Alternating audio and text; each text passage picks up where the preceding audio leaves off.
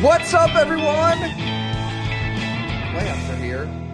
Welcome to the Ty and Bob pod here at golongtd.com, in your email inbox, at the Substack app, powered by you, completely independent. Thrilled to go into year number 6 of existence. And this is your home for all things NFC North, with Pro Football Hall of Famer Bob McGinn rocking his new Michigan hoodie with a UP prominently placed. I love it. Look at that. Thank you, Tyler. That was a Christmas gift from you. Thank you. And thank you for sending me a book on the Edmund Fitzgerald. I cannot wait to get into the Gales of November. Oh my God. I went from not knowing a damn thing about this to being obsessed with it. Cannot wait to dig into that, Bob. Thank you so much. Yeah. All right. Well, how's life? Anything new out there in Saline? Any Michigan coaches running around your town, avoiding the police? No? No. I'm going to bring that up every episode. Yeah, I don't blame you. No, nothing new really. Yeah. Well, the Bears, they won the NFC North. The Packers, 9-7-1. The Lions, 9-8. The Vikings, 9-8. Everybody above 500 in the North when it's all said and done, and everybody below 500 down in the NFC South. So go figure. It's kind of what the NFL wants, right? Let's muddy it all down. Let's water it down. Get everybody close to 500. You can sell hope. They did not need Week 18. I mean, really, most of these games were just terrible. I mean, many of the teams themselves didn't care about them, did they? Oh, Tyler. Yeah, 4 teams in this division are over 500. The NFC West has 3. Nobody else has more than 2. That's pretty rare. 4 teams over 500. You called it. I mean, you said that Dan Campbell and those Detroit Lions weren't going to just lay down their sword and, meekly fade off into the night. They fought. They got a big lead. They should have been up by a hell of a lot more than they were, right? The story of the Chicago Bears. These teams just let them hang around, and the Bears almost stole this one. But, yeah, the Lions hang on. They at least end on a positive note. So we'll discuss their direction. It sounds like it was an emotional locker room. Just reading our pal Justin Rogers here at Substack, and Dave Burkett and the reporters on scene, Taylor Decker, Dan Skipper in tears, not sure what the future entails. But we'll touch on that. Would have been a much wiser decision by the Lions to not play Goff, not play Gibbs for fear of injury, work for the higher draft pick by a couple slots. Would have been that's what the Detroit Free Press columnist urged Dan to do about 4 days before the game. No! Nail it all in. Who cares? It was the worst take I've ever seen. Wow. Oh, that makes me sad. For draft positioning, what would it have been at the end of the day? I didn't look at it. If they really would have just quit, 2 or 3 slots? They're going to be 17. They would have been 13 or 14 or 15. And then protect them from injury. Bubble wrap every good player. I tell you what, that's why I cannot get enough of those Houston Texans and the 2-parter we've got at the site. They are the opposite of that. They want to tear your head off. They don't care who hears it. They make no apologies. They play 100 miles an hour all day, every day. And it's there's just a mentality that goes into playing that kind of football. And then there's a mentality of, let's tiptoe around it all. We don't really want to, or no thanks. No, you're not going to play football for 7 months. Go out there one more time and play with some pride. But you know what? It's got to be bittersweet. Holy hell. To look at that Lions schedule and just see the 3 or 4. I know you can do this with every team. I know you're probably already giving me a look, Bob. You're right. But you really look at that Lions schedule and some of these games. I mean, the 4th down at Palooza at Philly, the Steelers game, the controversial call, obviously, Thanksgiving Day. Max Brosmer,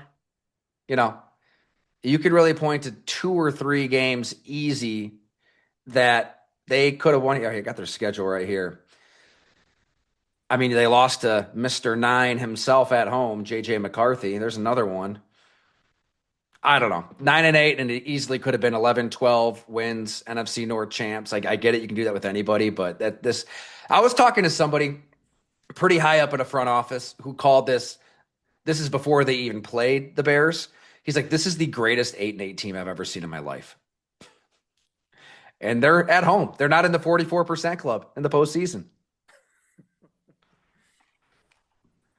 Dan Campbell gave himself a freaking F for the season. That was on Monday. Wow. I'm going to give myself a freaking F. And he's not just jumping on his sword. He means it. Now he's coming back and he's going to make some changes, but this is a great division for next year now, you know. Juxtapose that. They're all pretty well coached. I mean, they're solid. It's a hell of a division. Juxtapose that comment to, I don't want to single anybody out. I'd say the majority of NFL head coaches at their season wrap-up press conference, it's like they spent the previous night up until 3 a.m. bullet pointing all of their accomplishments, and they're spin zoning like crazy. Like they're ready to sell themselves to the masses on why they deserve another year and deserve to be held in high regard, and biting the tongue. But yes, that is what's common.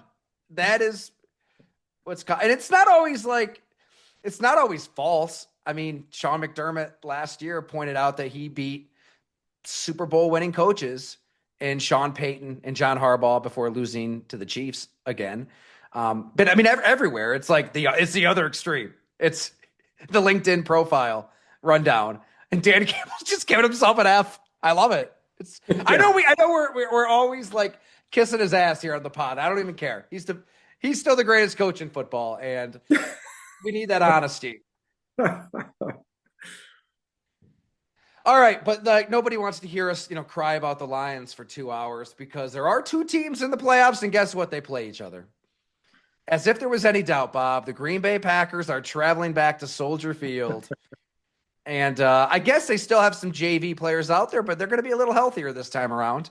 Jordan Love, here's where I do draw the line on like resting guys, not resting guys. I wonder what your take is. In this case, like when there are football games still to be played, and you're that 7 seed, I think that Matt LaFleur did the right thing, right?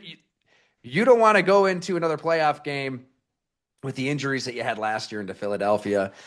They're really beaten down. I mean, Josh Jacobs, who knows where his health is at, and he's been on the field, but Evan Williams, Zach Tom, Jordan Love, obviously. Elton Jenkins, he's not coming back. Micah Parsons isn't coming back. Devontae Wyatt isn't coming back. But everybody else could benefit from that week off, I would think, and having a bye week. It seemed like it irritated Ben Johnson, didn't it? Did you catch his comment after they lost to Detroit? No, I didn't hear that. To the effect of, some teams rest starters and some teams play football. We play football. There's no love lost between Matt LaFleur and Ben Johnson. I don't care what they like. You can sense it. They don't like each other. He doesn't like him anyways.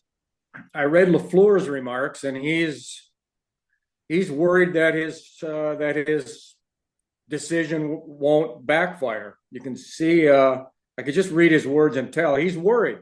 I mean, he's coming in here with a team now that's lost 4 in a row. Eric Goska, our great Packer historian writing for Pro Football Journal. How many teams have closed the regular season with 4 losses and made the playoffs? There is one really good example. I'll let you go, but there is one team that does come to mind that supplies a little hope. They had him. Okay. So there's 3 other ones. The Jets in '86, they went 1-1 in the playoffs. The Lions in '99, they went 0-1. And then last year's Steelers, they went 0-1 after dropping their last 4 games. Green Bay normally dominates the end of the year Tyler, even back when they were terrible in the 70s and 80s, because of cold weather, and the home crowd would not let the Packer teams quit, so to speak. And so the Packers, in the last 4 games of the regular season, from 92 when Holmgren and Wolf started to through 24, they had a 720 winning percentage. That's the best in the league. So normally they do well at the end, but right now they're not doing well at the end. So I don't know. I mean, Jordan Love hasn't played in 2.5 games, and it's going to be cold, and it's going to be a rowdy crowd. I don't know if he did the right thing or not. I have no idea. We'll find out. Injuries happen, T. Imperfect comparison because it's not like Kurt Warner was missing 2.5 games to end the year. But the 2008 Arizona Cardinals, I know we're really cherry picking here because there's not many examples of teams who lose like this through November and December and then get hot. But that team, I mean, they were 7-3, they were 8-5, and then they finished. I'm sorry, 1 second, bear with me. No, I'm sorry. They were 7-3 and they finished 9-7. Yeah. They fell apart at the end. And then they got hot.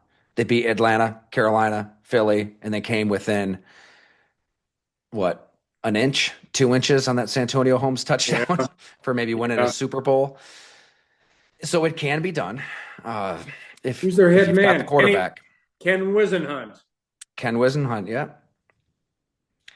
Larry Fitzgerald had the big play. I mean, these, what always fascinates me, these players in Super Bowls. You wrote the ultimate Super Bowl book. Everybody do yourself a favor and purchase that on Amazon, wherever you get your finer books. It's a must-have. But the players in Super Bowls who are like almost heroes, but then are forgotten. Larry Fitzgerald had a touchdown in that moment late in the Super Bowl that could have been a game winner. Ricky Prohl for Carolina had that kind of play in that Super Bowl. Jermaine Kearse. What about Jermaine Kearse? That insane catch against the Patriots in 14. And instead, I mean, people remember these plays, but they would have gone down as immortalized just moments in Super Bowl lore. But they don't. Did you just come up with those 3 examples right off the top of your hat? Yeah.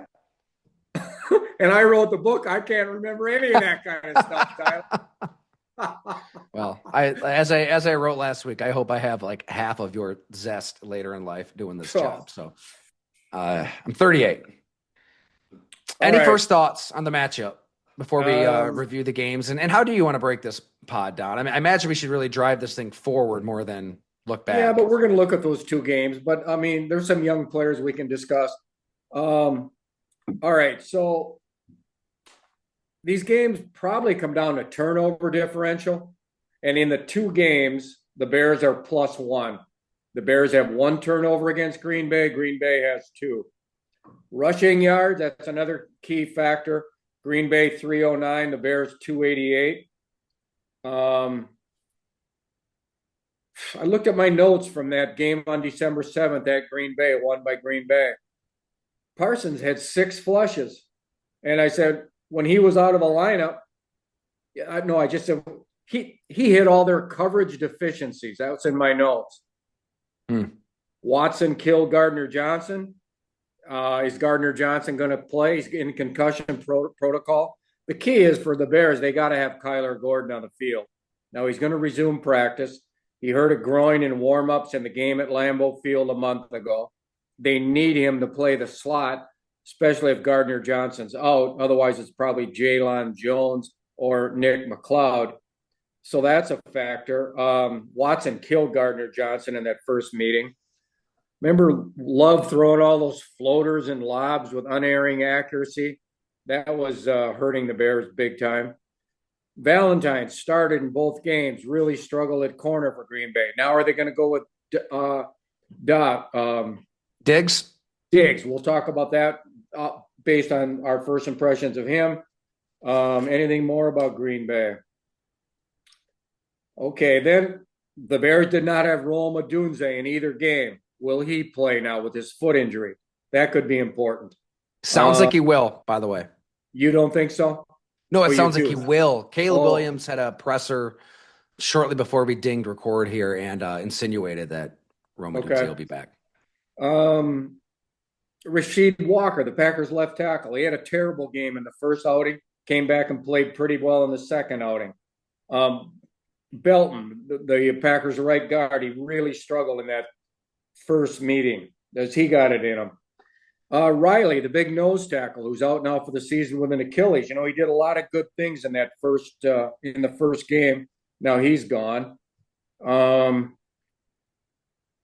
Anything else I would mention in this in the rematch here, the third game? Not really. I mean, Love got knocked. Left the game in the middle of the second quarter with the concussion on a windy day. We know how good the backup played, Malik Willis, and we'll see if he's active. So those are just some of the things. But I think that Gordon thing is crucial for the Bears. And the Packers, they just don't have Parsons. So I don't know what the spread is, but with the home field. Now, one thing about that home Soldier Field, Tyler, this game Sunday against the Lions, that crowd was out of it. I mean, it's not like a Green Bay crowd. It's not like a Seattle crowd where they're just going to be jacked from the word go and they're not going to quit on their home team. Bear fans, I mean, they're a different bunch, man. Yeah, they're a city of big broad shoulders, whatever it is, and they've backed that team, they support that team, but only when going's pretty good. So it's important for Green Bay to get off to a good start, and then they can minimize that crowd. If they can, it's going to get really loud and nasty. It's a great point on the Bears fans. When the getting's good, that place will be raucous, crazy. I think that I mean, right. This is almost like a bullet point on the Fox graphic. Keys to the game, turn it over. But it really, if you're Green Bay, if you get out to a lead and you can somehow take away their will, take away their fight, yeah, they can turn. You could really make it quiet in a hurry with a quick straight offense, working that ball over the middle of the field. You'll get into the matchup against Detroit. There were a lot of openings, deep middle. Random question though for you. This just popped in the brain. I mean, if Malik Willis is healthy, do you incorporate him at some point with how he was playing? I would, but I don't think LaFleur will. Do you? I don't know. I mean, there's Maybe. nothing to hold back. Like he's not going to be on your team next year. You saw what he did the last couple games. You've had some red zone issues. He's Yeah. brings a different element. So maybe 3 or 4 plays, wildcat or some kind of keep situation inside the 10 or 15. Yeah, it could happen. Could be a real weapon. The guy's really good, Tyler. He's And obviously, you unleash Clayton Tune in the fourth quarter. I think that's a guarantee. yeah. I'm sorry, get our Clayton Tune jokes out of the way. Where do you want to start, Bob? Let's start with the Packer Viking game, okay? Because they played a whole bunch of young people, and first time we saw some of these guys, and they could factor in. Okay, so Green Bay, they just mail it in. They don't want to get hurt, but the one thing they wanted to do was show they got some manhood against the run, right? I mean, that was the whole thing after getting emasculated by the Ravens to the tune of 307. So they're playing with backups, but some of these backups could be a factor Sunday, depending on how they have the inactive list. All right, let's start with Jonathan Ford, the guy they claimed off waivers from the Bears. He was a Packer draft pick in 7th-round pick in 2022. He's 6'5", 341, can't run, 5'49". His arms are not really short, 32 3/4. All right, so he went to the Bears, played about 150 snaps, and then he's on the street, and the Packers claimed him from the Bears. So he knows the Bears offensive lineman, which is interesting. So Ford played 30 snaps in this game. First, I mean, we've seen him for the Bears, for the Packers. and he's a bigger man. Now, he's even bigger than Jordan Riley, who's on IR. They got rid of, who was the guy they had last week? I mean, it's just been a merry-go-round here. Okay, so Ford, early in the game, he gave up a run at the point of attack, gain of 11. But then I wrote down he's better than what they had in the middle, both with Brooks and Brinson. Maybe not as good as Wooden, but I think he's going to play some snaps, and it could be very important. He really showed great strength one time. Justin School, the Vikings left tackle. I mean, he just knocked him to his knees. It was kind of awe-inspiring. But then they ran a 17-yard play right at him up the gut, and he was on skates. He got high. So he's not a world beater, but I think he's going to see some snaps. Now let's go to Baron Sorrell from Texas, the Packers' fourth-round pick. And he's played a little bit, 5-10 snaps, almost every game this year. But here he played 52. Well, he got fooled on a reverse early, gain of 10. But then he had a run stuff. He beat School. He missed a tackle in the backfield that ruptured into a gain of 4. He had a run stuff on 3rd and 1. He killed the starting guard, Jackson. And he had a sack. It was kind of a fall on, but he showed a little pressure. He had 8 tackles in this game. So as poorly as Enigbari played last week and as poorly as Gary did against the Ravens, maybe we'll see more of him. All right, and then another guy, Brenton Cox, who's been around for 3 years. He played 44 snaps as an edge. Now, he had an offsides penalty early, and he was out of position early. There was a 12-yard run, went right by him. But he had a knockdown. He had a forced fumble on a sack, and he had a run stuff. He had 3 knockdowns total. He could be a factor in this game. I don't know what they think of Gary and Enigbari, but they're just looking for somebody to give them a spark after losing Parsons.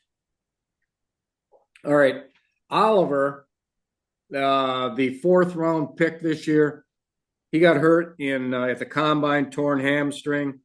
Now, this guy's an interesting player, and this was his debut in Green Bay. What is it, Micah Oliver?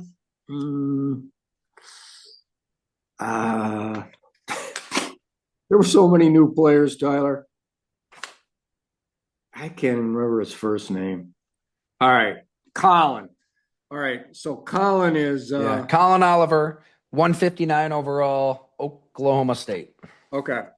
He played 31 snaps. Now he's really fast. I'm sorry, I didn't write down his 40. I'll have to go back and do that later today. He had a miss in the backfield early. It should have been -2. The thing ruptured to a gain of 24. But he showed his pursuit speed on a tackle for loss on a screen. I don't think he's going to really play in this game, but he's an interesting prospect for the future. Brinson was just okay. And Stackhouse, the young guy from Georgia, undrafted, he played 45 snaps, the most he's played. Now he's 6'3.5", 3.25". He got pancaked by Juergens early, showed no fight. He had a miss in the backfield. He had a run stuff. He had a whiff on the sack. I like Ford a lot more than Stackhouse. I like Brinson more than Stackhouse. I don't see him figuring in this game. All right, Hopper. We saw the linebacker Hopper. We'll stay with the defense. Now, Hopper was a 3rd-round pick in 24, and it was really interesting to see. He played 67 snaps. So he's so much like Cooper and Walker. You know, Tyler, test score of 11. I mean, this is a guy who can run, and he can get to the sideline. But again, I didn't see good reaction. Missed a tackle on J.J. McCarthy. Didn't show any take on against the run. People right at him. One run. I mean, he went backward rather than going forward and taking on a block and trying to shed. I don't know. It was inexplicable. So I don't know. The secondary, they played scrubs. Bullard got hurt late with a knee injury. That could factor. That wouldn't help the Packers. All right, let's go to Trayvon Diggs, okay? He plays the first half at right corner, 33 snaps. They just claimed him on waivers from Dallas. You know, they lose Hobbs. They can't be happy with Valentine. They lose Haddon for the year. So could this guy start in this game? Yes, he could. Now let's look at how he did, and then I'll read my draft synopsis on the guy. He's 6'1 and a half, 205. He's in his sixth year from Alabama. He never ran the 40. Okay. He's got 20 picks, 2 for touchdowns with Dallas. Uh, he was in zone coverage. Jefferson cut inside him, gain of 18. He tackled the rookie running back in the flat, gain of 2.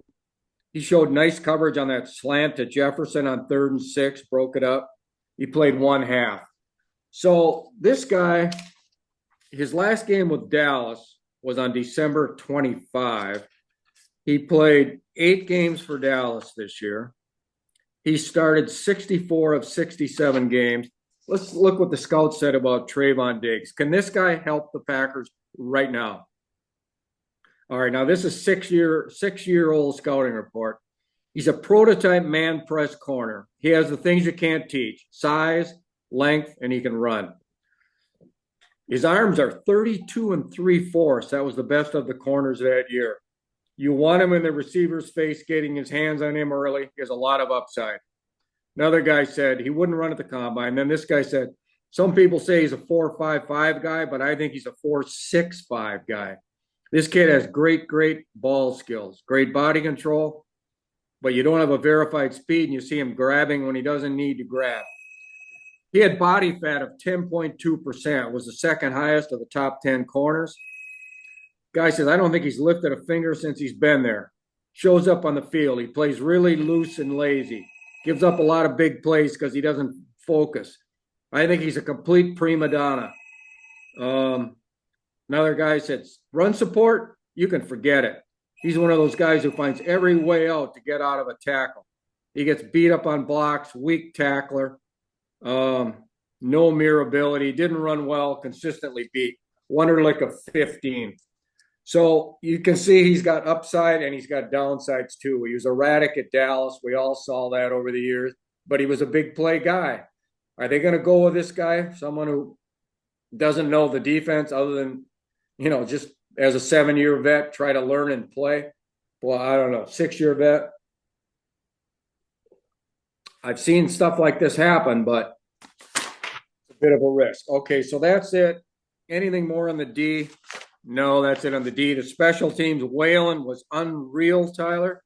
8 punts, 53.9, net of 50.8. I had 5 of his punts with more than a 5 hang time. The guy's an incredible punter. He's a tremendous weapon, and that's one of the reasons, they avoided a worse beating than 16-3. Anything on the D for Green Bay, T?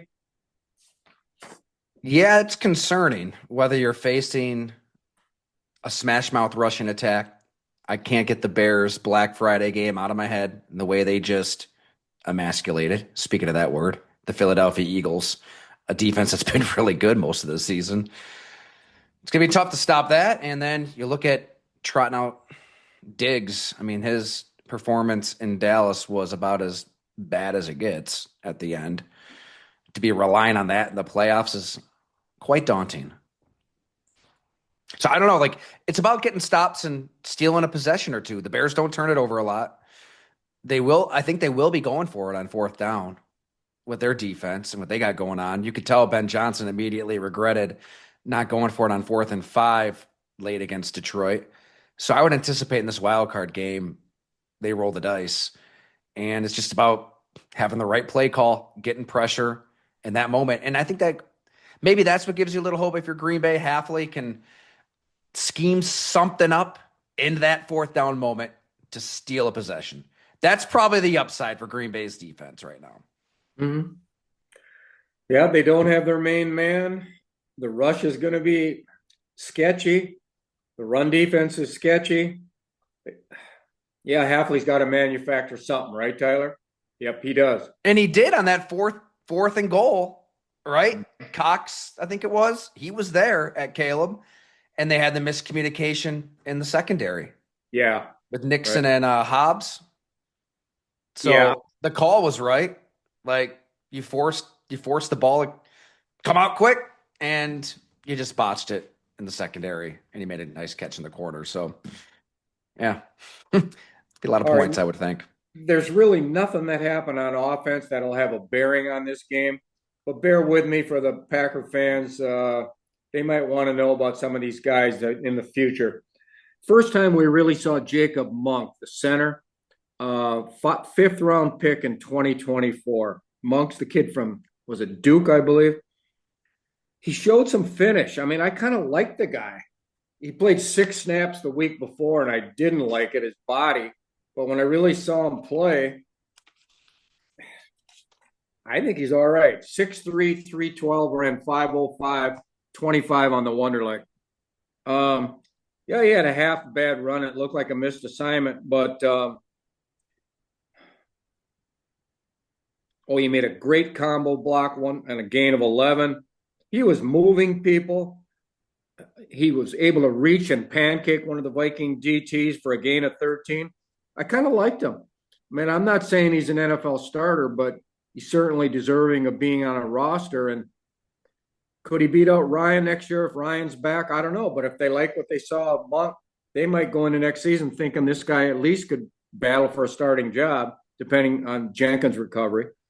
All right, and then Belton, the guard, the one starter who played, 2 bad runs, kind of unimpressive. And one more, Lacita Smith, who had a couple starts for Arizona about 4 years ago. He was okay. He was all right. Toon was, God, that lazy delivery, lobbing everything. I mean, come on. He kept wiggling his fingers to bring the people into the huddle up, huddle up, huddle up. He stumbled. I mean, but LaFleur never gave him a chance the entire game to throw a ball more than like 12 yards downfield. I don't think there was one. He never gave him a chance. Thing was a travesty, you know. All right, that's it. We did the special teams. McManus hit field goal at the end. They got on the board. Kind of embarrassing to do it, but I guess you do it. And all right, so we go to the Vikings, Tyler. Well, we should put our tinfoil hats on, right? There are clearly some gambling implications here. Matt LaFleur had money riding on this game, and that's why they kicked the field goal. Is that what you're going to report for us, Bob? A real travesty. It's like, I mean, it probably is just pride. Like, I don't want to get shut out. I can't get shut out. Oh, this yeah. game. Yeah, you just don't want that 0, obviously. Right. But it is, yeah, it's humiliating. You got to. I'm not going to lie. I really didn't pay much attention to this game. I hear you. I didn't. I was working on my Texans project and was watching their game against the Colts and dropping into the Clayton Tune experience here and there. So thanks for carrying the torch for us there, Bob. It's why we pay you the big bucks here at Go You Long. got it, T. And get you Michigan hoodies. I should have got you 10 hoodies after watching that travesty. All right, T, the Vikings, they close it out. I wouldn't have given you a plug nickel for that team when they were 4-8, and now they're 9-8, right? Yeah. Kevin O'Connell, he didn't lose the team. They didn't play very good in this game, but they lost McCarthy. All right. So Jefferson, I mean, they're playing against scrubs. He caught 8 of 11 targets for 101, went over 1,000. Okay, fine. The offensive line, there's nothing to talk about. The fullback, C.J. Ham retired, scored a 1-yard touchdown run. He retired. That's going to be a loss. Mason had a good game, 14 for 94, 6.7. All right, let's go to McCarthy. So he finishes the season with a record of 6-4, Tyler. And he lost 1 game at Michigan, I believe. I think that's right, and none in high school. But he's also had an ankle, a concussion, and this left hand injury that knocked him out of this game. What was that? Early in the third quarter, first play. All right, so let's look at McCarthy. He eluded a dead sack, stiff arms Hopper, runs off to the right side, gets 6, gets shoved hard out of bounds by Kayshawn Nixon, and then gets a taunting penalty of all things for getting in Nixon's face. Yeah, Nixon's a trash talker, but so what? You run away from that. And that ruined the drive, led to a field goal, and made it 3-0 for most of the first half. He made a terrible decision right after. He threw into a crowd. Oladipo dropped that pick, the safety. He could have run that thing. After he does that, he taps his heart or his chest a couple times, like, yeah, it's on me. It's on me. All right, fine. Don't worry about that. Just go play. We know it's on you. He dodged an unblocked rusher and hit the tight end for a gain of 21. Hell of a play. 4th and 1, made it on a sneak. 1st and goal from the Packers 7, 3 straight incompletions, got to settle for a field goal. Pretty bad. Had a ball batted. Stands tall, had time, drills a ball for 27 to Jefferson. Awful overthrow of Addison, wide open. Should have been a 21-yard touchdown on a slant and go. Terrible overthrow. No touch. Next play, scrambled and threw an 18-yard sidearmer over there to Sims, the ex-Packer tight end on the sideline. Tight coverage, great play. And then he threw the wide receiver screen without being hit. Somehow aggravated that left hand, and that was it for him. Max Brosmer comes on, stumbled around. They won the game 16-3. So before we hit on there's nothing on the defense, Tyler. Is there anything playing against that abomination? AAA team. There's nothing to talk about the Viking defense. Murphy and Rogers, the two corner. I got nothing. Why? There was no ball in their area. Clayton LaFleur, he didn't throw one ball out to the corners. I got nothing to say. That's it for Harrison Smith, his final game. He got a standing O after 40 snaps.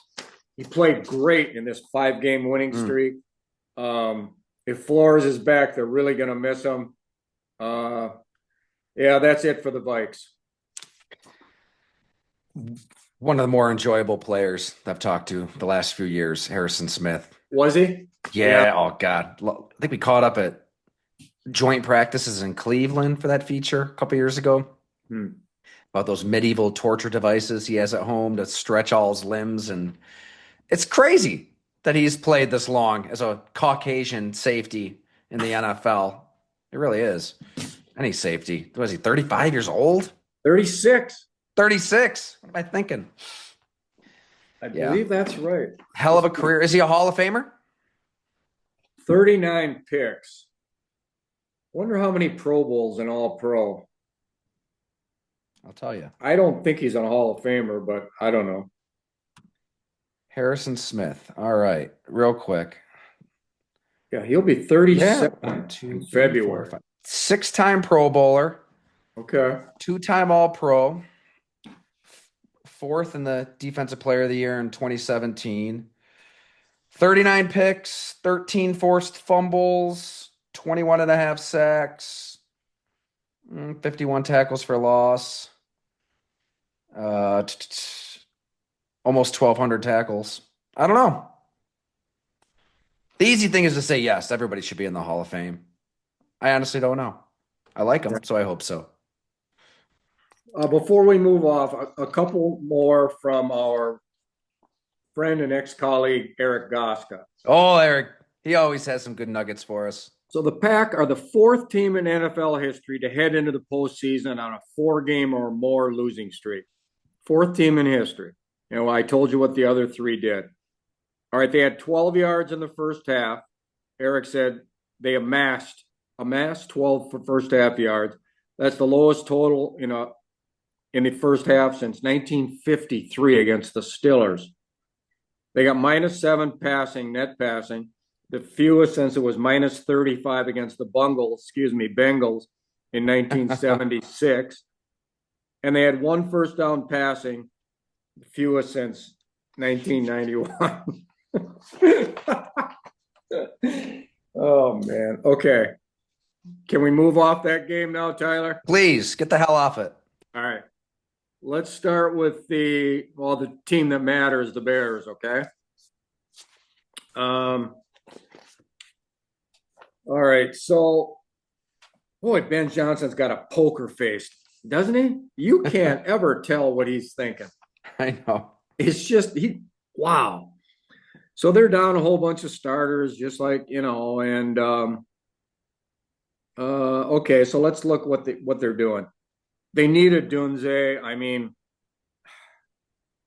DJ Moore, he gets targeted. He plays 47 snaps. He's targeted 3 times, catches 1 for 11. Left with a knee injury, came back on that long interception that Caleb threw. He hadn't had a pick in a month or so. He didn't fight to break that ball up from Maddox, Avante, and he had a false start. I mean, I don't know where DJ Moore is, but you'd sure like to have him in better form entering the playoffs than that. Burden caught 3 or 4 for 35. Very elusive on these end arounds, gain of 9. I mean, he made Barnes miss in the backfield, gain of 9. He stumbled and fell on a shallow crosser, gained 12, should have been more. He's a major threat on bubbles, gained 12, shows shake and bake. Then he dropped a slant that kind of led to the defeat. Now, Colston Loveland, he's the top target right now. He caught 10 of 13 for 91. I mean, I knew he was good at Michigan, but I guess I didn't know he was quite this good. I mean, it's a hell of a pick. The kid from Penn State, Warren, has been a great acquisition for Colts in this draft. Loveland's really good. Now, he had a fumble at the line 25 on 4th and 2. Can't do that. He did not separate from Rock Yassin on 3rd and 4. Ball was thrown incomplete.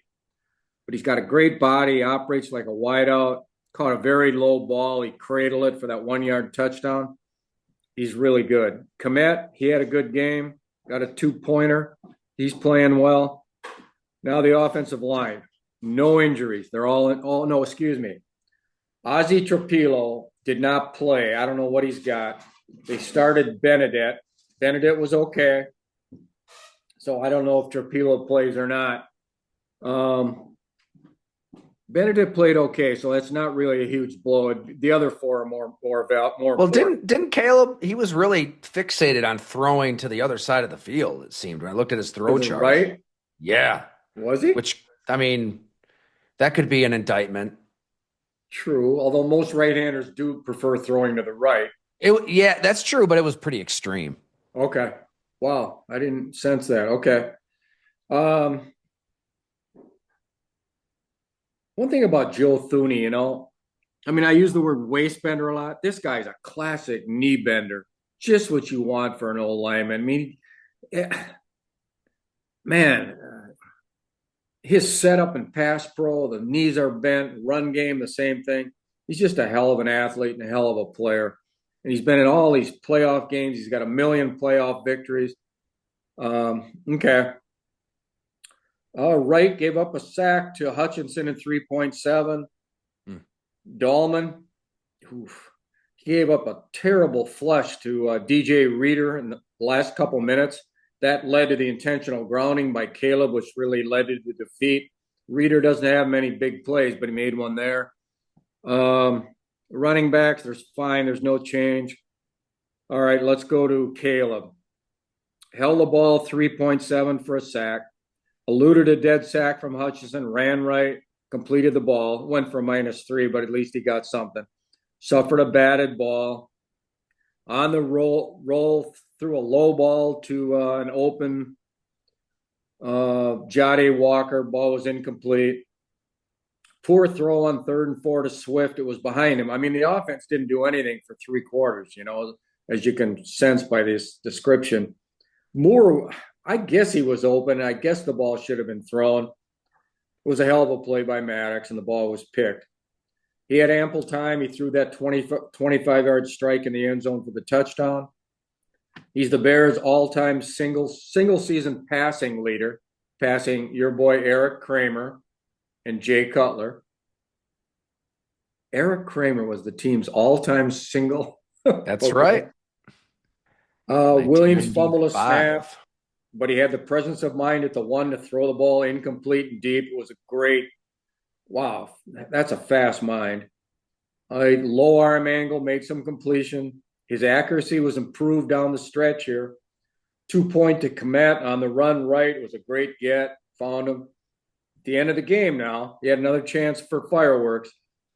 Took over 1st and 10 on his own 26 with 2:11 and 3 timeouts and a tie game. He had that intentional grounding. Now you can give Dalton half of it, but Caleb gets half too. Then Burden had the drop. The ball was thrown a little hard. And then on 3rd and 20, he threw a short pass for 15. So he didn't get it done in the clutch. You want me to go to the defense, Tyler, or any thoughts on their entering this game? You know, when Jared Goff threw that interception, and it was Kevin Byard picking it off, led the NFL in interceptions. They all celebrate in the end zone. It was, I think that would have been the witching hour, putting the kids down at that point. I remember thinking, it's over. Like, there's obviously, we've seen this script play out all season long. Chicago will go down the field, kick a field goal, score a touchdown. It's done. I was shocked at how quick that those three plays just referenced. Bang, bang, bang, and then they punted. And it's it. It's done. And then I think Ben Johnson kind of mouthed, I should have gone for it. I'm not a lip reader, but it looked like it. Mm-hmm. Yeah, it's I guess I don't know what the takeaway from that is, but a little bit of the magic is wearing off the last couple weeks. Maybe that's it. That San Francisco final play and that last drive for Chicago, because I'm a believer in momentum, always will be a believer in momentum. They had all of the momentum and then poof, it just vanished. So, Tyler, if Parsons is healthy and on the field Saturday night, okay? Without Parsons, I'm going to favor the Bears by 2.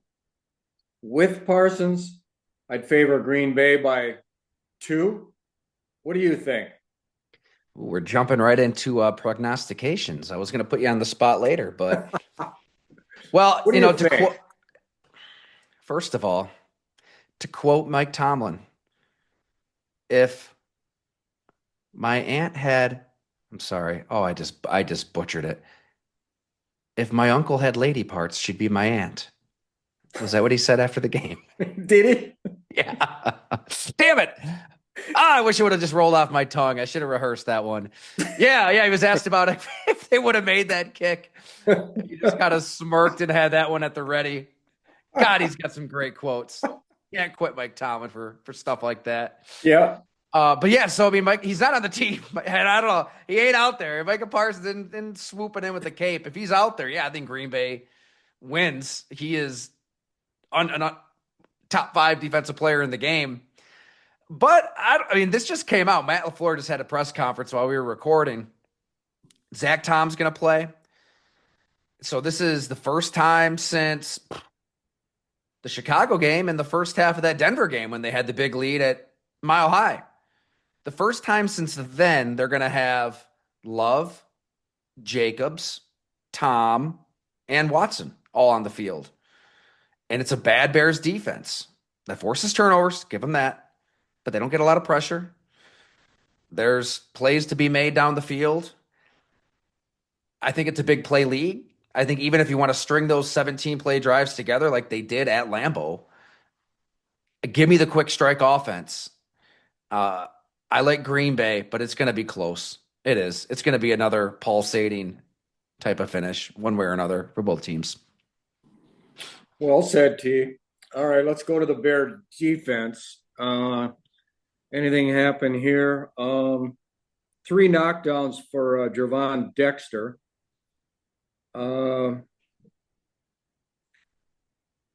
We'll talk about the Bears, their right tackle. That was an amazing performance. But anyway, Chris Hubbard is out there, right tackle. And Montez Sweat did not dominate him at all. Sweat's got to pick it up. He had half a sack against Hubbard. He had 1 hurry. At the end on that 27-yarder to St. Brown that set up the winning field goal, I don't know what he was doing on that play. He wasn't even blocked, and late reactor. All right, the linebackers. You know, DeMarco Jackson, the guy they got on waivers from the Saints, he's a keeper. I mean, we've seen him start when Edmonds was hurt and Edwards. Both the backers were hurt. Guy played 12 snaps, but I wrote down very quick reactions. Diagnosed a swing pass, made it into a throwaway. The guy's a player. I mean, he can run. Edwards. Um, he missed on JMO. He had a batted ball. He was matched against Gibbs in man coverage on a V cut, 15-yard touchdown. I mean, that's impossible. On a blitz, the ball to Raymond for 20 yards. That was key in the fourth quarter. He blitzed, and because he can't run, Goff was able to get that ball away before a leaping Edwards could deflect it or hit it or impede the throw. He just can't get there. He timed it as well as he could, I believe, on that blitz, but he just couldn't get there because he runs 4.87, and that led to a 20-yard completion. People, they question the 40 time and burst matter, man. And then he had a great drop on that interception way deep. It was a hell of a zone drop by Edwards. All right, the interception, Byard gets his NFL leading seventh pick, NFL champion seventh pick, tip ball, center field, tipped by Brisker. Brisker, by the way, he had a really good game. He read a tight end screen for -4. Great breakup on St. Brown, 3rd and 6 at the 11, led to a field goal. Stayed home on 3rd and 1 on that idiotic pass, dialed up by Dan Campbell out to Goff. Oh my God. Led to a sack, 12 minutes left in the fourth quarter, almost cost him the game. And he tipped that pick, which went over to Byard. I don't know about Nahshon Wright, Tyler. I mean, we've talked about him all year. He's really been their number one corner. Gives up an 18-yard dig to Tesla in man, gave up a 12-yard cross to Williams in man, missed a tackle on St. Brown on that key play that set up the winning field goal. 14-yard completion, ruptures to 27. I just don't know. Bear's going to have to decide. That's a tough call, man. I don't know. He hasn't played as good the last month. We got all the safeties. Okay, Gardner Johnson, who went out with a concussion on his 58th snap. He's playing the slot, and we know he's a really feared, effective blitzer off that slot, man. And that's something the Packers will really have to be aware of. But he can't cover. I mean, Watson exposed him a couple games ago. I can't remember which game it was. In this game, I mean,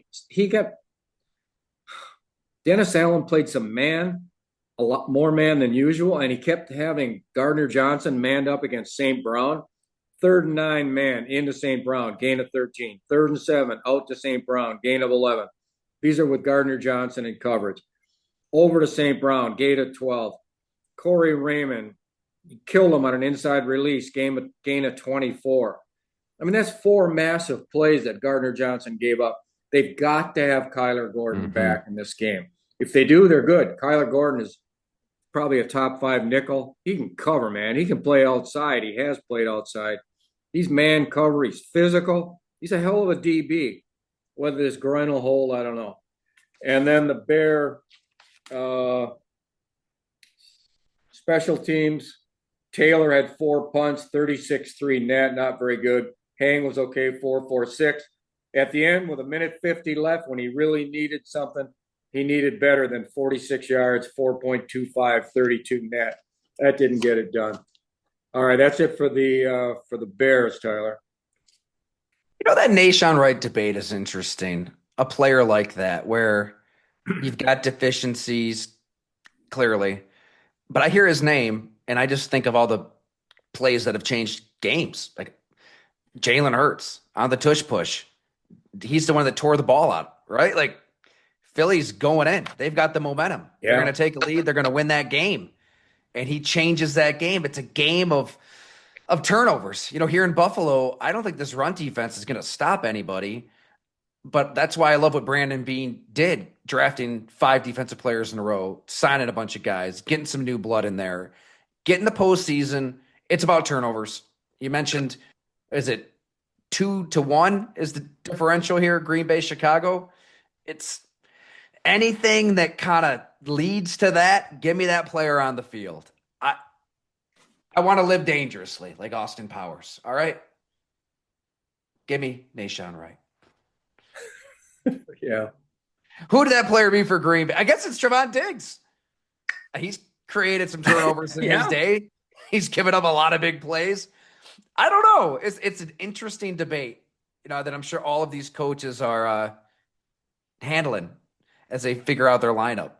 And in the postseason, this past offseason, I was looking at quarterbacks who kind of stole some Super Bowls in the era of Tom Brady. Rodgers got one, Manning got two, 1.5, if we want to count 2015 Denver. He did win it, though. And Breeze has one. Look at their postseasons. I mean, all of these guys needed some crazy shit to go down with their defense to win. As great as Rodgers was in 2010, the defense had multiple pick sixes, right? You've got, Tremont in the divisional round, but Rodgers was out of his mind. NFC Championship game, Rodgers had some pretty rough moments. And it was that fire zone, B.J. Raji, Caleb Haney, pick six that turned that thing around. In the Super Bowl, Howard Green gets the paw on Ben Roethlisberger. Same thing with the Saints. Breeze was great, but they had to force a ton of turnovers in that NFC Championship game. Minnesota really dominated that game. I know you were there. You've called that like the loudest stadium that you've been in, maybe. I don't want to put words in your mouth, but it was nuts, right? Down in there in New That's Orleans. correct. Ever. Yep. They needed those turnovers. They needed Tracy Porter picking Peyton Manning off in the Super Bowl and picking off Favre at the end of that NFC title game. And obviously Manning in 2006 wasn't that good. I mean, his passer rating in that Ravens win was not good. They didn't even score a touchdown that game in the divisional round. So anything that helps your brain get to that place of this gives us a better chance at flipping the field, flipping possessions. Give me that player. As that player gives up, Okay, Tyler. 60 and 70-yard touchdowns. All right, let's go to the Lions. We'll cover them in the NFC North, the all NFC North team in a week or two. We won't hit the Lions real hard here. St. John, as I mentioned, he was incredible, undressing Gardner Johnson. Caught 11 for 139. He was great, and he played hurt too, Like you said, Campbell got this team to play. Williams, JMO had 2 drops, caught 6, gain of 74. Little Leaf, Little Khalif Raymond. Little guy. Yeah, Leaf, they call him. Campbell calls him Leaf. He's a feisty blocker. He cracks back on Robinson on a gain of 7. I mean, versus Gardner Johnson, he just killed him inside, gain of 24. And then he ran a quick in against Jay Johnson in man coverage, gain of 19. That was also in the fourth quarter, part of the victory.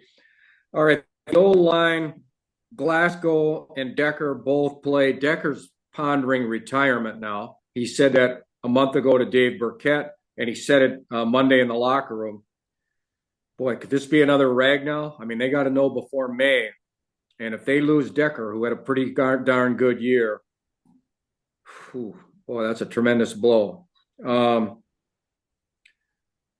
Hubbard. Boy, the value of pro scouting. There's a guy, Tyler, he was he's 34 years old. He had some starts for the Browns, 17, 18, and 19. He's been with 5 teams. So the Lions sign him to their practice squad on November 5. And he sits there, and they never think he's going to have to play. Well, Sewell comes up and can't play. They don't know if Awas got the backup right tackle. He can't play. Skipper's hurting. He's inactive. So they go to Hubbard off. They pluck him off, the veteran off the practice squad, and he's up against Sweat and Booker. He played really well, Tyler. Gave up half a sack to Sweat early and gave up a flush to Dominique Robinson, and he had half a bad run. That's it in 73 snaps. And this old man, I mean, he's really a key to the victory. Guy comes out of absolute nowhere. He hadn't played in a game since November of 24 for the Giants. That's what all these transactions you read, well, that I read in my daily newspaper. I don't think anybody else reads their daily newspaper. But okay. um, Gibbs and Montgomery, really no changes there. Goff, I mean, he had the intentional grounding. 2nd and 10, the ball on the Bear 25, 2:23 left. He threw outside. St. Brown went inside. Did you see that play? Yeah. And I don't know what happened on the thing, but he gets called for intentional grounding. He threw the ball wide. And then on the next play, he forces the ball down the middle of St. Brown at the 10. He could have had Tesla underneath, and with that guy's wheels and elusiveness, there's no telling. He might have got the first down on 3rd and 20, and it was tipped. And then that led to the tying touchdown, I think. I'm not sure. I can't remember. But then at the end, 1st and 10 on his own 37 with 2 timeouts, 141. He got him down. He hit the ball to St. Brown inside, and they kicked the winning field goal. So the Lions played hard on offense. They ran the ball better this time. All right, on defense, playing to win. Hutchinson had a sack. He finishes at 14 and a half. I think it helped playing fewer snaps the last 2 or 3 games. They only played 43 out of 55 instead of like 53 out of 55. Reeder had the massive flush at the end that led to that intentional grounding. Lopez, he's really a good player. They got to re-sign him. He played well. Tyleik Williams, the rookie from Ohio State, he had a bat and a run stuff. Muhammad, totally a designated pass rusher down the stretch. Who knows if they're going to sign him. One interesting player was Makingo, a 6th-round pick from, I think, LSU in 24. I think he's been inactive all year, just a healthy inactive. They play him in this game, 22 snaps. He can run now. He's short, like 6'1 and a half, but he can run. He had a fast flush. He had a run stuff. And he drew a holding penalty, soldier, to help him inside. The linebackers, anything interesting? We saw a lot of Malcolm Rodriguez, played for the ill Alex Anzalone. He was okay. I mean, he's a hard-hitting guy, but he's a little limited athletically. Campbell was fine. The secondary, Rock Ya-Sin, the last half of the year, he's been a starter in that injury-riddled secondary. Ya-Sin plays pretty well. He had a great game here. He didn't give up anything. The safeties, Maddox had the great pick. Then he bit on that 25-yard touchdown that went over his head. Thomas, another guy. Daniel Thomas. I mean, he's just a hitter. These guys are fierce hitters. I swear, Tyler, that's one of the reasons the Lions have so many injuries the last 2 years. They can't stop competing and hitting and drilling. They are a savage striking team. I'd match their physicality up against anybody in the league. And they get hurt, man. They suffer concussions. They get beat up. And that's just the way it is with Campbell. That's what he, demands. That's the whole culture. And it's great, but then it's not so great the last 2 years when injuries have really crippled him. Bates hit the game winner from 42 on a rough surface. It's a hell of a kick. He missed from 53. Little Khalif Raymond had that 14-yard punt return, set up the winning field goal off really a very disappointing punt by Torrey Taylor. So that's it for the Lions, Tyler.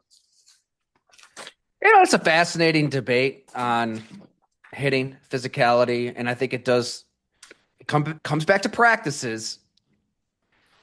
You've been on this. I still remember the column you wrote at the Journal-Sentinel. This was probably my first or second year there, so 2011 or 2012. And if we were to find it, I'm sure it aged like wine on how you have to condition the body for contact in training camp. There are some teams that will conduct hitting drills at the NFL level to the extent you can conduct hitting drills at the NFL level. It's like what we found down in Houston. You're not just, wrapping up a guy. You're like thudding up, doing literally everything but taking the running back to the ground.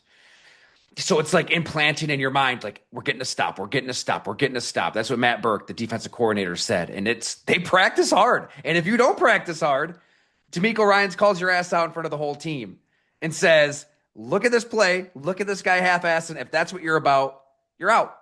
And guys love D'Amico Ryans, like just like they love Dan Campbell. I'd imagine it's the same thing in Detroit with the intensity level at practice. But that there are consequences, I suppose. You know that like Houston into their postseason before they played the Chargers on a Saturday. Yeah, because it seems like they always play their playoff games on Saturday, except for this year. They finally get a Monday nighter against Pittsburgh. So it's a short week. They were in pads. Like they put the pads on. After a 17 game regular season, they're putting pads on. They're hitting. And it showed. Like they blew out the Chargers, and then they almost beat Kansas City in Kansas City. A few calls didn't go their way. Aziz Al-Shire is on fumes, physically, spiritually, everything. And boy, did he open up on that in our piece. Holy hell. In tears after that one. But I don't know. Like I give me that extreme. Like give me the coaches who understand what football is. And look, if you have injuries, you got to deal with the injuries versus trying to play this whack-a-mole. I don't know what the analogy is. Tetris, like just, we're going to let up here. We're going to go hard there. We're not going to be physical. Through your Green Bay years, what coaches were hard on guys and had hard practices and which didn't, and what's the best way to go about it?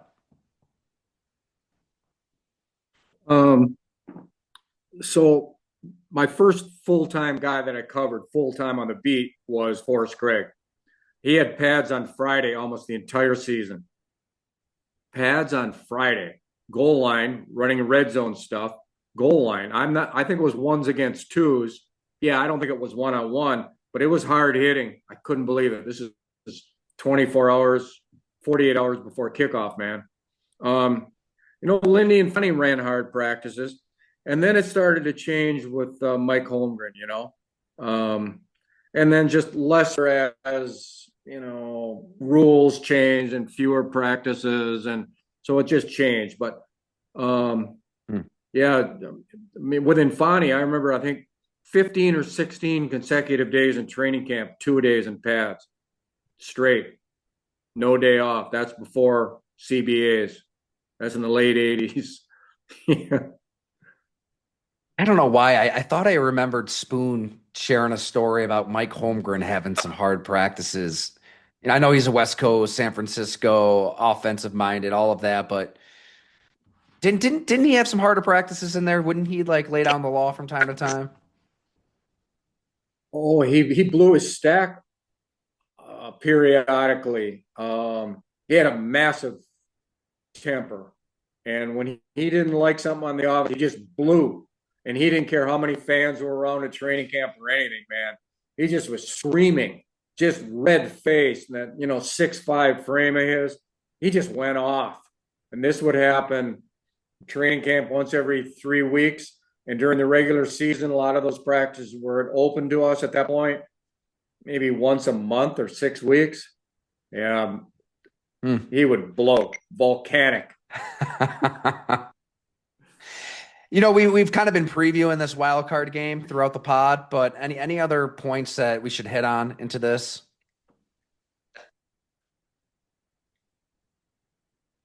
No, Can I ask you a question? In the beginning, I hit yes. As sorry to interrupt you, but I think my internet is like cutting in and out, so it's a little delayed here. Hopefully, the Mine folks can. too. Does Matt LaFleur have to win this game to save his job?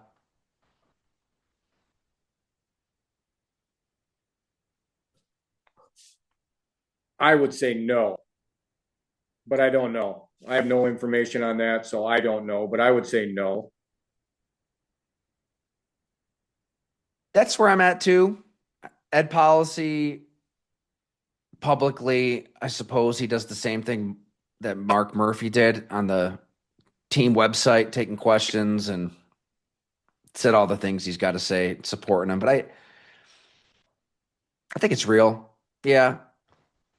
You never know. I mean, there's always a surprise firing. every coach cycle. So you never know. Maybe it's Sean McDermott here in Buffalo if they're one and done. Suppose it's how it looks, and what the new man in charge in Green Bay wants to do. So who knows? But I think given the last month and the real excuses, I mean, justifiable excuses for missing guys, what it mean. I mean, the Micah Parsons trade, the defense looked one way with him, one way without him. I think I'm with you there. But at the same time, Bob, I mean, look, if the NFL didn't expand the playoff field, like he's not making the playoffs these seasons. Like they're not in 23, they're not in 24, and they're not in 25. They've been a 7 seed the last 3 years. So they're the biggest Yeah. benefactors by this 44% club. So if you're talking about a coach that hasn't made the playoffs in 3 straight years, that's I don't know if it changes the narrative. It probably does. You know, they haven't really been like that number 1 seed, number 2 seed since Aaron Rodgers was the quarterback. Do you believe this team is 9-7-1? It's hard for me to fathom that how good they looked at midseason, and I can't remember all. I'm into these all four teams heavily, but they lost games and tied one with that talent. That's what you're saying. That's why you asked the question, right? Yeah, of course. Yeah.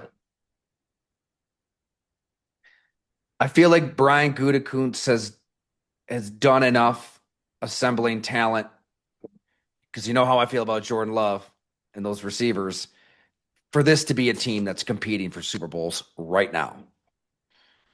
Uh, Here's what I'll say, though. I think that the Packers are a lot closer to being the team in 23 that blew out Dallas in Dallas, came within a hair of beating the number 1 seeded Niners in Santa Clara. You said it then. You only get those opportunities so often. That was a crushing loss. I feel like they're closer to being that team because they're healthy. They've got the quarterback. He's in sync with his coach. Thanksgiving Day, don't get that out of your mind, how they were aggressive and they went for it and they pushed the ball downfield. Watson's a legit number 1. You've got these supplementary pieces. Maybe Josh Jacobs is a little healthier. They're closer to being that 23 team that got hot, despite this 4-game losing streak, than the team last year that really was hobbling in, at least offensively. I don't know what they're going to get out of the defense, but I'm really confident like Green Bay's offense is going to be able to light it up against Chicago, really against most teams in the NFC. San Francisco's defense isn't any good. Philly's D, I mean, they didn't do much against them, I suppose. But I don't know. This team could still get to the Super Bowl. I mean, really, the variance is there. I, even without Parsons, you've got to win 3 games. Outscore teams for 3 games with this offense. It wouldn't shock me. So he's All been right. there 7 years now. LaFleur 7 years, right? So, Yeah. yes. Yeah. He's never been to a Super Bowl. Nope. All right, Tyler. So we'll go to the McGinn memory, right? Let's do it. And we're talking about coaching changes. So that got me into the most remarkable coaching change that I covered in Green Bay. So, Tyler, the guys that were fired this year, Pete Carroll been there 1 year, Raheem Morris 2, Callahan a year and a half, Dable 3.5, Gannon 3, and Stefanski 6. Back in the 80s, people got longer, man. I mean, they got more of a long chance, and none more so than Brian Bartlett's Bart Starr. How'd I know you were going to go there? I could feel it coming. That was an amazing 2 days. So, they lose in Chicago. If they win at Soldier Field on a 3-degree day, my teeth are still chattering from that day. They win that game, but he comically blows the timeouts. He doesn't use his timeouts while the Bears are positioning for this game-winning field goal by Bob Thomas. He kicks the thing, the Pack has no time left, and they get beat. They lose the playoffs. All right. So I got the Press Gazette where I was at the time in Green Bay. Bart Starr now with 9 years. Okay. That concludes his ninth year. Made the playoffs in 82 in a 9-game season, strike shortened. He goes 53, 77, and 3. 9 years, winning percentage of 410. Now, I just kind of looked at some other guys who lasted a long time in that era. Wayne Fontes lasted 9 years in Detroit, but his winning percentage was 486. That's a lot better than Stars. Sam Weiss in Cincinnati lasted 8, but he was 485. Joe Walton with the Jets lasted 7, but he's at 478. You can't count Jack Patera. He was the Seahawks' first coach. He lasted 7. He had 372, but he's with a expansion team that didn't get the league just shit on him, didn't give him anything in the expansion draft. It was terrible. The one guy worse is Monty Clark, but he only lasted 7 in Detroit. He went 43, 63, and 1 for a 407. But guys lasted. Sam Rutigliano, 6.5 in Cleveland. Ron Meyer, 5.5 in Indy. Marv Levy, 5 in Kansas City. Walt Michaels, 6 with the Jets. Jerry Glanville, 5 with Houston. Jim Hanifin, 6 in St. Louis. Dave Wanstead, 6 in the Bears. Joe Kuharek, 5 with the Eagles. So, but Bart thought he should stay. That gave him an 8-8 record, and Bart felt he deserved this job. So anyway, he reports for work Monday morning, and Judge Robert Perrins, who had taken over the team in October of 81, so this is December 19, 1983, he calls Bart in at 8 a.m. and fired him in Perrins' office. Now, Tyler, I think all these losing coaches nowadays, they don't hold pressers, do they, these fired coaches? I don't think so. I'm picturing the last 48 hours where, yeah, these coaches, they spoke right after their games ended. I mean, Raheem Morris chatted with the assembled throng of reporters, and like the camera panned to him going to Arthur Blank, and they shared a big hug. And it's like, oh, okay, he must be safe. Nope, fired like moments later. Did Stefanski speak yesterday? He No, must have after their game. Yeah, but not after the firing. No, I don't think so. Unless I missed All something. right, so Starr wanted to speak. Now he's an icon. He's Mr. Quarterback. He's the biggest. He could have been governor of the state. I mean, this guy, when he got the job in 75, his quote was, "I'm going to pray. I want your prayers and patience." That's what and he had no coaching experience, and it was a disaster. And then at the end, when finally got to be respectable, then he just ran out of years, and Perrins pulled a pin, and rightly so. So after Press Gazette, so I was at Bart's press conference, and I think it was around noon, if I remember. We all got called, and the Press Gazette ran a transcript of Bart's remarks. This was pretty big, Tyler. It's one of the biggest things I've ever seen, really, at Green Bay. And they ran the entire press conference, the full Q&A of Judge Robert Perrins after Starr's presser. I think it was after Starr's presser. I think Starr went first, but I'm not sure. And then the transcript of Bart. And so he didn't release a statement, but Bart said, "When I took this job several years ago, I quoted from Winston Churchill. In leaving it, I'd like to quote from Theodore Roosevelt, because in studying history over the years and minoring in it at college, if two people ever qualified to be football coaches, I think those two did. Roosevelt said something that I think is most appropriate at this particular time." So the TR remarks, right? It's not the critic that counts, not the man who points out how the strong man stumbled or whether the doer of deeds could have done them better. The credit belongs to the man who is actually in the arena, whose face is marred by dust and sweat and blood, who strives valiantly, who errs and often comes up short again and again, who knows the great enthusiasms, the great devotions, and spends himself in a worthy cause, and who, if at best in the end, knows the triumph of high achievement, and who at worst, if he fails, at least fails while daring greatly, so that his soul shall never be with those cold and timid ones who know neither victory nor defeat. I haven't enjoyed enough victories here. Thus, I'm being relieved of my duties. But I've also accepted a challenge which was unique and one that I thought needed to be answered at the time because I felt it was something everyone wanted. And thus, I have no regrets. In fact, I am grateful to the Packer organization for what they have given me for the last 9 years. He thanked his family, the greatest wife in the world, Cherry Star, the sons, the support staff, the coaching staff. He's never seen a staff comport themselves better than they did in this 83 season. The film people. He goes on and he says, this organization is far better than when we took over, far better. So now near the end, he says, that's the way life is, and it's a disappointment, but all of us will weather it. We'll be stronger later at some point, and we'll go on from there. He was 49 years old, 2 weeks shy of his 50th. He never coached again. I will be the number one Packer fan, Starr said. Judge Perrin said, had they made the playoffs, in other words, had they won at Chicago, he wouldn't have fired him.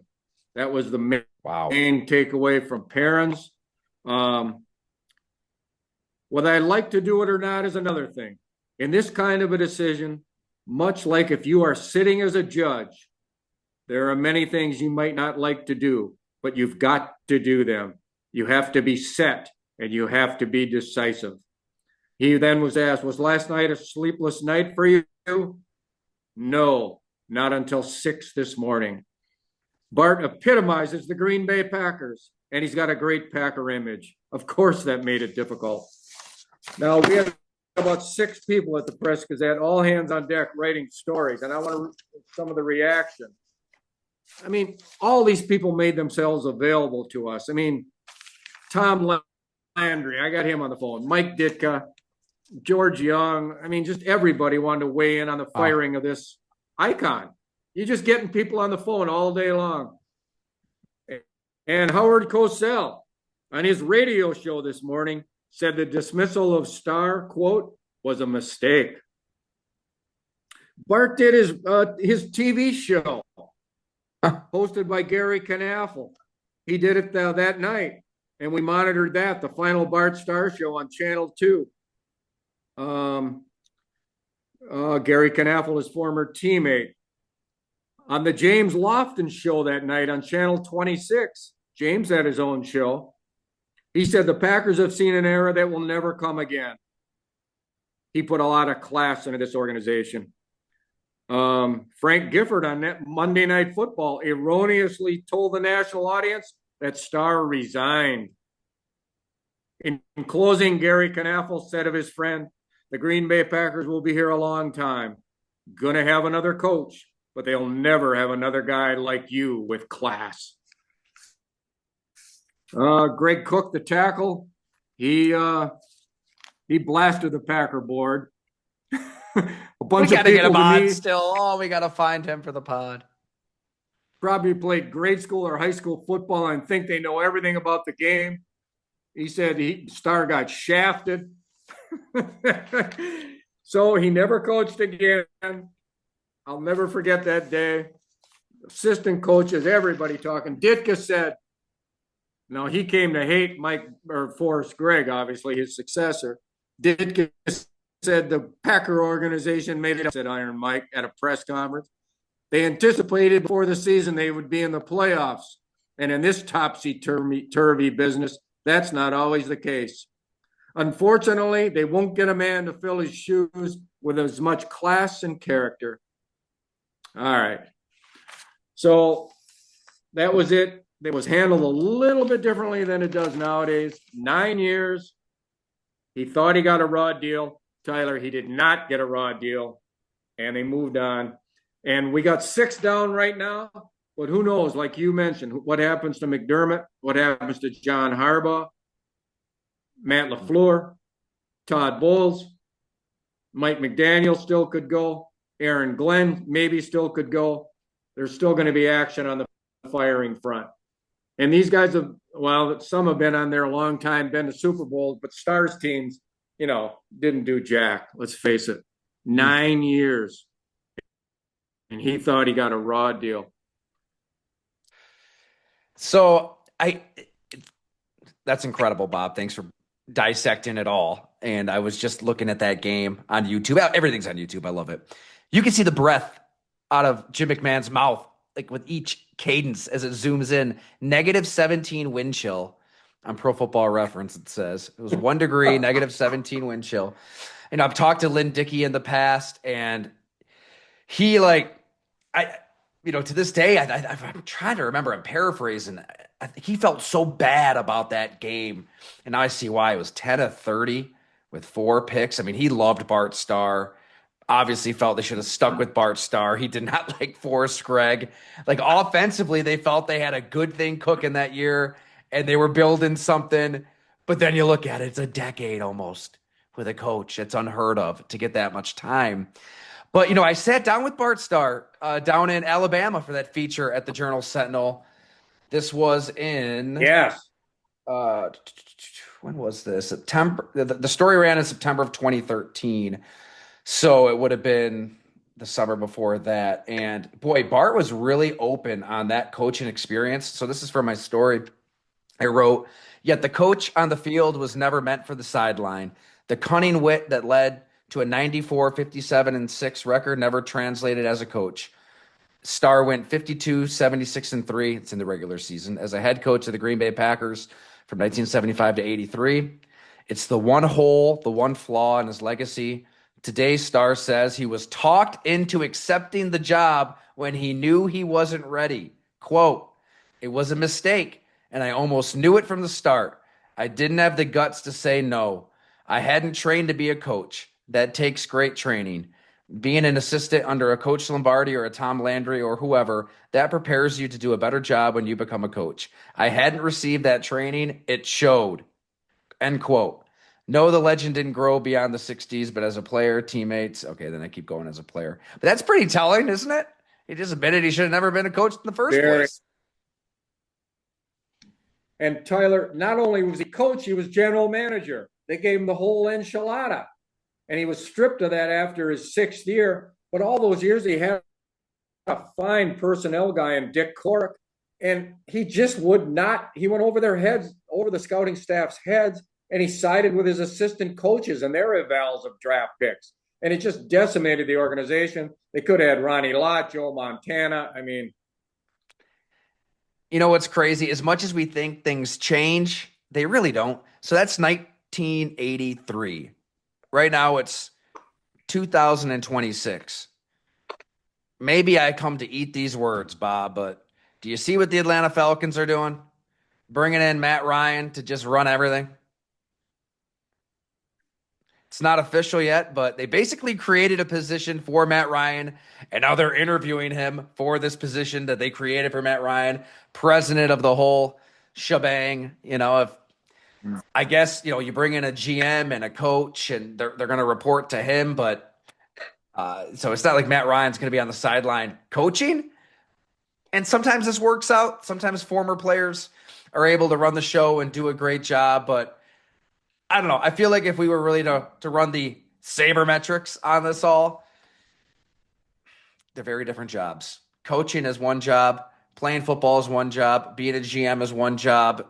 And you're trained, to use Bart Starr's words, in all 3 different professions in 3 very different ways. So, yeah, I don't know how that's going to end in Atlanta. I like Terry Fontenot. I did that big feature on him over the offseason, and I love the fact that he was ballsy. He took risks. He took major, major risks at every turn. And if you hit on more than you miss, you might have something special. And you saw that at times this year. I mean, they beat the Rams. They got hot late. Bijan Robinson may be the best back in football, but Penix tears his ACL. You knew that was an issue in college. He tore him multiple times. The Kirk Cousins contract, that same offseason, there's a reason everybody was losing their mind at the moment. So in the end, I guess they decided to move on, and he had a decent amount of time there. But I really felt like he had a true process. He ran the show the way a GM should run the show, and he's got a great scouting eye. I mean, you look at his drafts and the talent they have. They've got a lot of talent there, but if you can't figure out quarterback, I suppose your time is limited. I don't think Matt Ryan running the show is the answer. We shall see. All right, Bob's picking the Bears. I'm picking the Packers. You want to give us a score? Am I picking the Bears? Okay, I'll pick the Bears because Parsons is gone. I'll go with the Bears. Uh,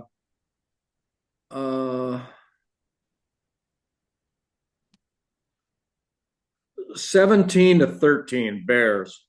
Low scoring. Wow. Yep, yep. What do you got it, Tyler? I think it's high scoring. I think both offenses are moving the ball. It's about finishing. I think Matt LaFleur is going to listen to this podcast and incorporate Malik Willis into the red zone because he's an avid listener. If he's not listening, maybe somebody there in the communications department can relay it to him. And Green Bay wins 31-24. Okay. By a touchdown. All right. Thanks for listening, everyone. We'll discuss in full next week. We'll see you, Bob. Thanks a lot, Tyler.